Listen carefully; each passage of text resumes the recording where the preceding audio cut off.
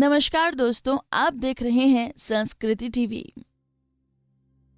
मित्रों, जब कभी भी एक सच्ची मित्रता की मिसाल दी जाती है तो सबसे पहले जिनका उदाहरण हमारे दिमाग में आता है उनका नाम है कृष्ण और सुदामा।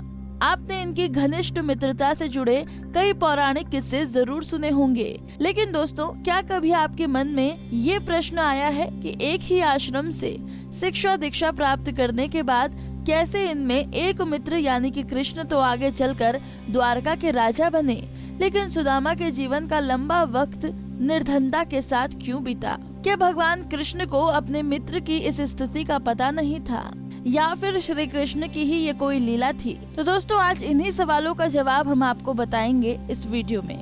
दोस्तों, हमारे इस वीडियो में आज का प्रश्न है कि सुदामा जी इतने निर्धन क्यों थे। इसके पीछे एक पौराणिक कथा है जिसके बारे में आपको विस्तार से बताएंगे।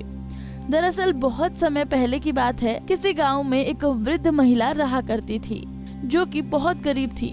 पूरे दिन भिक्षा मांगकर किसी तरह वो अपना गुजारा करती थी। उसके पास एक झरझर कुटिया और पुराने फटे कपड़ों के अलावा कुछ भी नहीं था।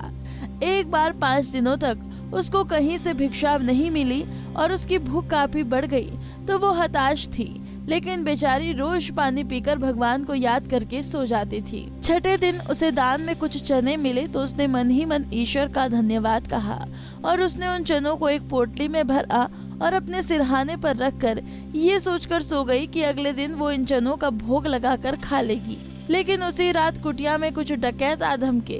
उन बदमाशों ने कुटिया के इधर उधर काफी देर तक खंगाला तो उन्हें कुछ नहीं मिला। अचानक उनकी नजर उस महिला के सिरहाने पर गई तो उन्हें वो पोटली दिखी। उन्हें लगा कि इस पोटली में जरूर कोई कीमती चीज है। तभी महिला इसे सिरहाने पर रखकर सो रही है। फिर क्या था, वो चोर उसको धीमे से उठाकर भाग निकले। गांव से निकलकर वो चोर गुरु संदीपनी के आश्रम में छुप गए। ये वही आश्रम था जहां श्री कृष्ण और सुदामा शिक्षा ग्रहण कर रहे थे। कुछ देर बाद वहाँ से गुरु माता गुजरी और जब चोरों ने किसी के आने की आहट सुनी तो घबरा गए और जल्दबाजी में पोटली वहीं छोड़कर भाग निकले। सुबह उठकर जब संदीपन ऋषि की पत्नी ने पोटली खोलकर देखा तो उसमें उन्हें चने मिले। उन्होंने क्या किया कि उस पोटली को वैसा का वैसा ही जंगल में लकड़ी काटने जा रहे कृष्ण और सुदामा को दे दिया। इधर गाँव में अगले दिन जब वृद्ध महिला नींद से जगी तो उसने देखा कि वहाँ पोटली नहीं है। वो समझ गई कि रात में किसी ने उस पोटली को चुरा लिया। तब 6 दिन से भूख से बेहाल उस वृद्ध महिला ने बड़े दुखी मन से श्राप देते हुए कहा, जो व्यक्ति भी उन चनों को खाएगा उसकी स्थिति मेरे समान हो जाएगी, अर्थात उसका जीवन भी गरीबी में ही कटेगा।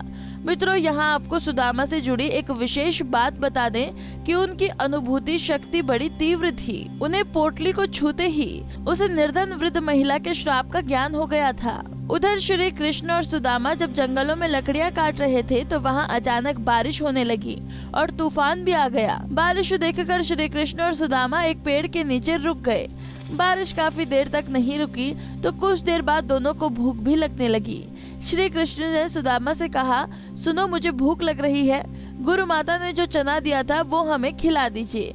सुदामा को तो पता था कि वो चने श्रापित हैं। वो उन्हें नहीं देना चाहते थे क्योंकि उनका प्रिय मित्र कृष्ण अपने जीवन में दरिद्रता देखे, इसलिए उन्होंने श्री कृष्ण से ये कह दिया कि चने की पोटली कहीं गिर गई है।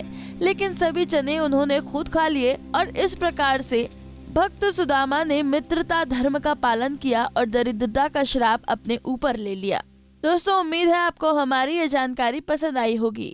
ऐसी ही धर्म और आस्था से जुड़ी जानकारियों के लिए देखते रहिए संस्कृति टीवी।